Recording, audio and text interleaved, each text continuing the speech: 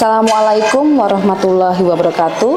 Om Swastiastu, Namo Buddhaya, salam kebajikan.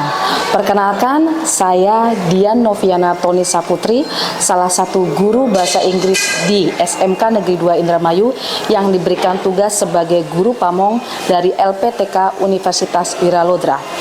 Bapak dan Ibu, guru selalu dan harus mau dituntut untuk terus berinovasi dan menyesuaikan diri dengan perkembangan global.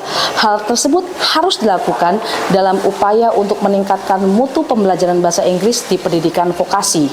Setiap guru harus berpikir ekstra keras untuk bisa memberikan pembelajaran secara tepat guna dan melakukan inovasi dalam memberikan pengajaran, di mana inovasi tersebut bukan hanya sebatas pada cara atau metode, namun dibutuhkan juga modul ajar yang tepat agar bisa meningkatkan antusiasme dan rasa ingin tahu.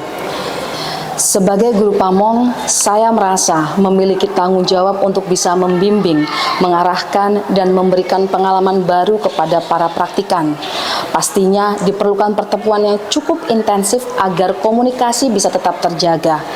Bapak dan Ibu, berbagai tantangan kemudian muncul.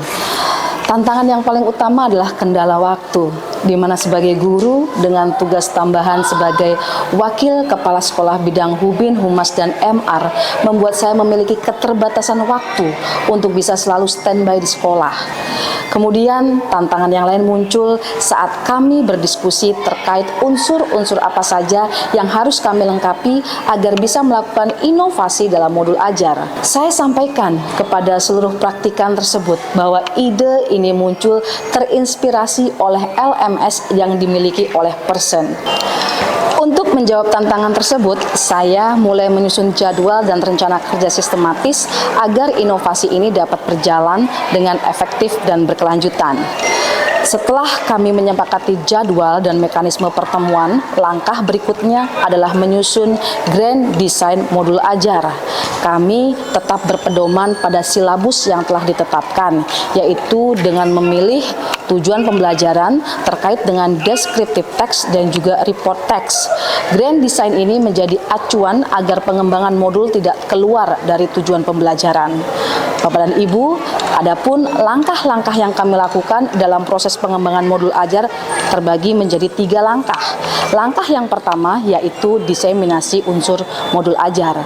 Pada tahap awal, saya melakukan sesi diseminasi untuk menjelaskan unsur-unsur penting apa saja yang harus ada dalam modul ajar tersebut.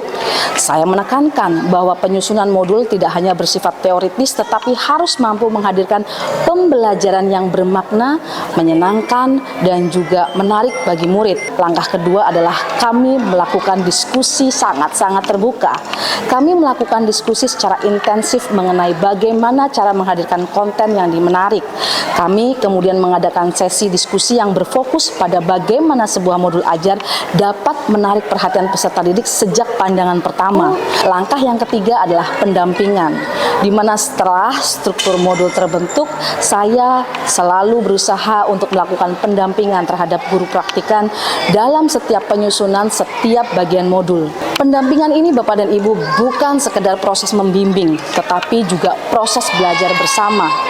Saya ikut merefleksikan pendekatan yang digunakan, menyesuaikan gaya komunikasi, dan memastikan setiap guru praktikan merasa dihargai serta termotivasi untuk terus melakukan inovasi, di mana melalui tahapan ini tercipta suasana kerja yang kolaboratif dan juga saling menghargai.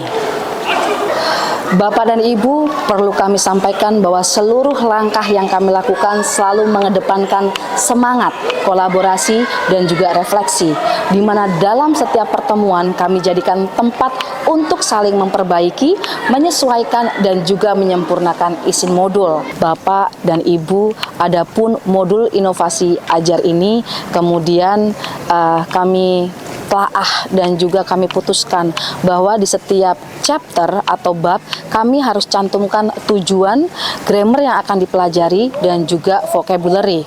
Di bagian yang pertama yaitu vocabulary atau kosakata, kami memberikan latihan berupa salah satunya atau beberapa di antaranya adalah para murid diajak untuk brainstorming terkait tentang materi yang diangkat. Kemudian kami pun ada mencantumkan tentang latihan bagaimana mencocokkan gambar atau matching the picture berdasarkan deskripsi yang diberikan.